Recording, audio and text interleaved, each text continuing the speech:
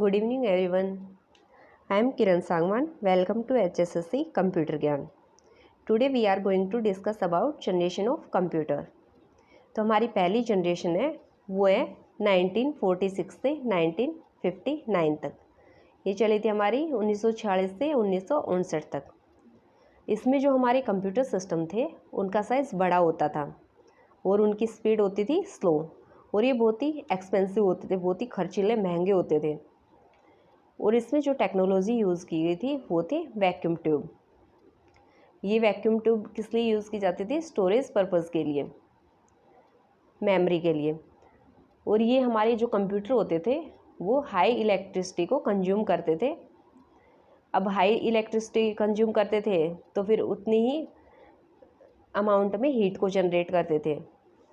और इसमें language use होती थी वो थी मशीन लैंग्वेज। हमारी मशीन लैंग्वेज होती है वो सिर्फ 0 और 1 बाइनरी डिजिट को ही समझती है। कंप्यूटर जो डेवलप किए गए थे इस फर्स्ट जनरेशन में वो थे ENIAC, electronic numerical integrator and computer, EDVAC, electronic discrete variable automatic computer, EDSAC, electronic delay storage automatic computer, UNIVAC, universal automatic computer 1, IBM 701, IBM 650। उसके बाद आ जाती है हमारी सेकंड जनरेशन। सेकंड जनरेशन हमारी चली 1959 से 1965 तक, 1959 से 65 तक चली थी ये। और इसमें जो हमारी टेक्नोलॉजी यूज़ हुई थी वो थे हमारे ट्रांजिस्टर। और इसी जनरेशन के दौरान हमारा पहला ऑपरेटिंग सिस्टम डेवलप किया गया था। और इसमें जो लैंग्वेज यूज़ की जाती थी वो थी हमारी असेंबली लैंग्वेज।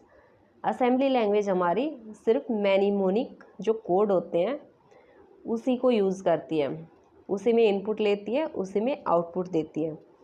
और COBOL, Fortran.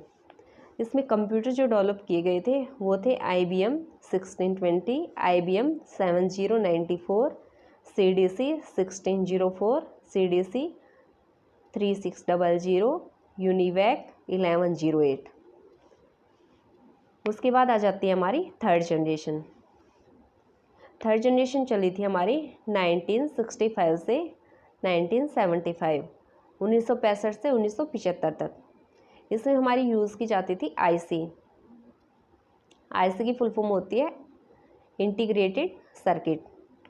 SSI small scale integration. SSI में हमारे 10 ट्रांजिस्टर एक ही चिप पे अटैच किए जाते थे, उसको हम बोलते थे SSI। MSI होती है मीडियम स्केल इंटीग्रेशन। इसमें जो हमारे 100 ट्रांजिस्टर को एक ही चिप पे लगाया जाता था।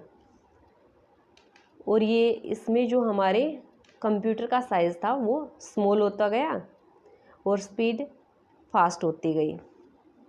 और इसमें जो ऑपरेटिंग सिस्टम यूज होता था वो रिमोट प्रोसेसिंग, टाइम शेयरिंग और मल्टी प्रोग्रामिंग। रिमोट शेयरिंग क्या होता है? रिमोट शेयरिंग में हम किसी भी स्थान पर बैठकर दूसरे कंप्यूटर के मॉडेम की सहायता से अपने कंप्यूटर को एक्सेस कर सकते हैं। टाइम शेयरिंग में क्या होता है कि हम जो भी हमारा CPU का टाइम होता है उसको स्लॉट्स में डिवाइड कर देते हैं और फिर जितनी भी प्रोसेसेस होती हैं उनको हम असाइन कर देते हैं। जैसे पहले 5 प्रोसेस हैं तो CPU के टाइम को हमने 2 के स्लॉट में डिवाइड कर दिया। तो पहले पहली प्रोसेस को 2 सेकंड देगा, फिर दूसरी प्रोसेस को, और ऐसे ही फर्दर चलती रहेगी प्रोसेस। 2 सेकंड का टाइम स्लॉट दिया है तो 2 सेकंड के लिए ही एक प्रोसेस को रन करेगा, फिर नेक्स्ट पे चला जाएगा। मल्टी प्रोसेसिंग या मल्टी प्रोग्रामिंग क्या होती है कि इसमें हमारा फ्रंट एंड में हम एक साथ काफ़ी सारे काम कर सकते हैं। जैसे हम काम कर रहे हैं MS वर्ड पे, फ्रंट एंड में तो हम MS वर्ड पे काम कर रहे हैं, पीछे बैक एंड में हमारा म्यूजिक चल रहा है, तो मल्टीपल प्रोग्राम हम एक साथ रन कर सकते हैं। उसके बाद इसमें लैंग्वेज जो यूज़ होती थी वो थी high level language. High level language की खोज की गई थी और हाई लेवल लैंग्वेज में इसमें आ जाती है हमारी फोर्ट्रेन 11 की खोज की गई थी, पास्कल PL1, एल्गो 68। कंप्यूटर जो डेवलप किए गए थे वो हमारे थे IBM 360 सीरीज़, हनीवेल 6000 सीरीज़ और PDP, पर्सनल डाटा प्रोसेसिंग। इसके बाद आ जाती है हमारी फोर्थ जनरेशन।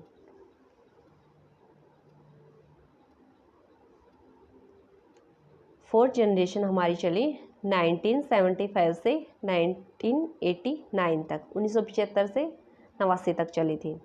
इसमें हमारी टेक्नोलॉजी जो डेवलप हो गई थी वो थी LSI। LSI होती है हमारी large scale integration, VLSI very large scale integration.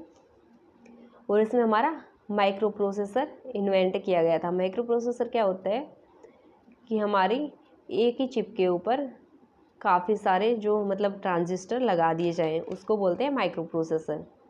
और ये माइक्रो प्रोसेसर अटैच किया जाता था हमारे मदरबोर्ड के ऊपर। और जिन कंप्यूटर में माइक्रो प्रोसेसर यूज़ हुआ उनको हम बोलते हैं माइक्रो कंप्यूटर।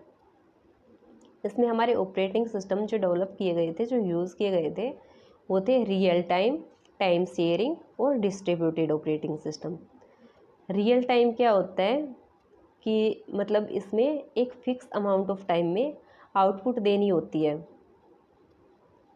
जैसे हमारा रेलवे रिजर्वेशन हो गया, एयरलाइन रिजर्वेशन हो गया, या फिर हम लेके चलते हैं जैसे हमारा वेदर फोरकास्टिंग हो गया। इसके बाद आ जाता है हमारा टाइम शेयरिंग। टाइम शेयरिंग में हमारा क्या होता था, ये मैंने पहले भी बता दिया है कि CPU के टाइम को स्लॉट्स में डिवाइड करके प्रोसेस को असाइन किया जाता था। और तीसरा हमारा distributed operating system. Distributed operating system में क्या होता था कि CPU के टाइम को मतलब मल्टीपल प्रोसेस को असाइन तो किया जाता था, लेकिन उसको टाइम स्लॉट्स में डिवाइड नहीं किया जाता था। हर प्रोसेस ये समझती थी कि मतलब वही अकेला बंदा है जो मतलब प्रोसेसर पे काम कर रहे हैं। आपस में प्रोसेस को पता नहीं होता था कि एक ही CPU से मल्टीपल प्रोसेस कनेक्टेड है। इसमें लैंग्वेज यूज़ होती थी हमारी C++ और डाटाबेस। DBase मतलब डाटाबेस। कंप्यूटर जो डेवलप किए गए इस लैंग्वेज में वो थे हमारे DEC-10, star 1000, PDP-11, Kraven. Kraven हमारा सुपर कंप्यूटर है। और Cray-X-MP ये भी हमारा सुपर कंप्यूटर है। तो हमारी फोर्थ जनरेशन में सुपर कंप्यूटर्स को डेवलप किया गया था। उसके बाद आ जाती है हमारी फिफ्थ जनरेशन। फिफ्थ जनरेशन हमारी 1989 से और अभी तक चल रही है। इसमें हमारी टेक्नोलॉजी डेवलप की गई ULSI मतलब अल्ट्रा लार्ज स्केल इंटीग्रेशन। और इसमें जो हमारे कंप्यूटर जो बेस होते थे वो AI के ऊपर। AI होता है हमारा आर्टिफिशियल इंटेलिजेंस। इसका काम क्या होता है कि मतलब एक कंप्यूटर जो ये रिएक्ट करे कि वो एक कंप्यूटर नहीं, एक ह्यूमन बीइंग की तरह काम कर रहा है। मतलब उसके पास अपनी स्वयं की सोचने की शक्ति हो।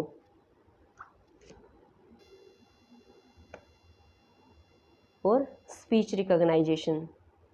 स्पीच रिकॉग्नाइजेशन होता है हमारा, जैसे हमारे गूगल में जाते हैं हम तो उसमें एक स्पीकर होता है, मतलब जो भी हम बोलते हैं वही हमें सर्च करके दे दे, मतलब वॉइस के थ्रू कंप्यूटर काम करे।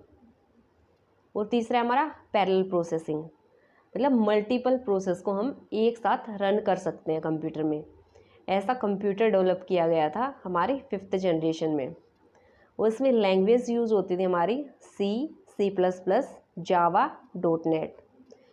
और जो कंप्यूटर डेवलप किए गए थे वो हमारी फिफ्थ जनरेशन में desktop computer, laptop computer, notebook, Chromebook और अल्ट्राबुक। आज के लिए इतना ही। तो यदि आपको वीडियो अच्छी लगी हो, यूज़फुल लगी हो, तो प्लीज़ इसे लाइक और शेयर करें और चैनल को सब्सक्राइब करें। Thank you. Have a nice day.